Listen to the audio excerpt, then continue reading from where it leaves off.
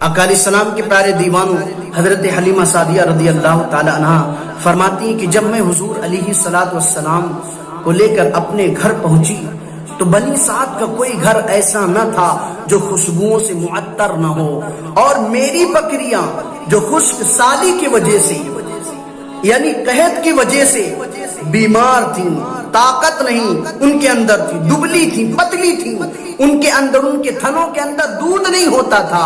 اللہ اکبر!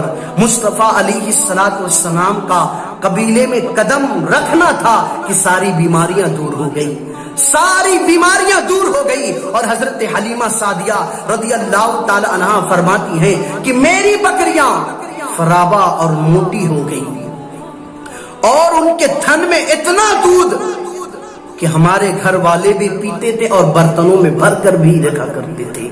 یہ میرے مصطفیٰ کی شان ہے۔ دیکھیں کہ برکت کا عالم یہ ہے کہ پورا گاؤں معطر ہو گیا خوشبو سے۔